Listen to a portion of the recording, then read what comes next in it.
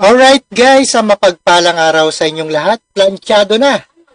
Impeachment na complaint kay Vice President Sara Duterte. Alright, intro muna tayo guys. Let's go.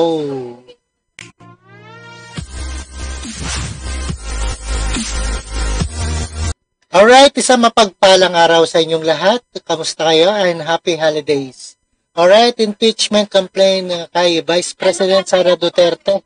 Planchado na ayon sa isang grupo ng pag-impeach laban kay Vice President Sara Duterte. Ang bagong alyansa makabayan at plano raw nitong bago maitapos ang taon.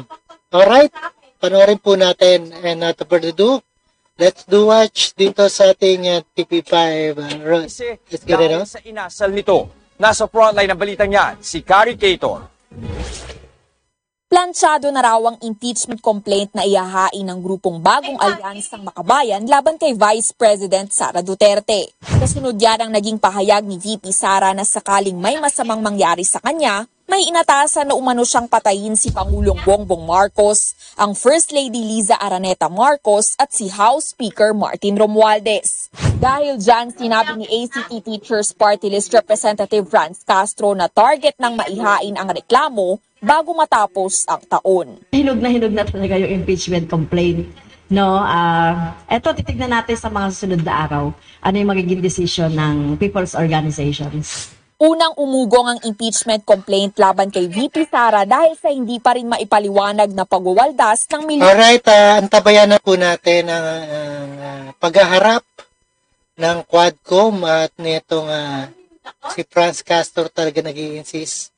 At makakaupo ba sa 2025 bilang presidente? Ito nga si VP Sara o revise mangyayari dyan. At buksan lahat ang mga budgets at confidential funds ng Pangulo at lahat ng kongresista at laban dito kay Vice President Sara Duterte at ang kanyang ama ang magiging abogado at iba pang mga magagaling na abogado laban sa mga Quadcom. Alright? Milyon niyang confidential funds. Ngayon, mas lumakas pa ang panawagan dahil umano sa pagbabanta nito sa buhay ng Pangulo. Para kay dating Senador Laila De Lima, bukod sa impeachment, pwede ring ireklamo ng iba't ibang criminal charges ang bise dahil sa ginawa umanong pagbabanta kay PBBM. Kabilang dyan ang grave threat, illegal utterances. Kaya antabayanan natin kung bakit nasabi ni VP Sara dahil sa pagbabanta at pagbabanta rin sa kanyang sarili. Alright? Crime at libel kung hindi niya mapatunayan ang mga paratang laban sa Pangulo. Threatening a sitting president is a serious matter. Hindi lang yan great. Ayan, Vice President naman siya, di ba? A threat. Opo.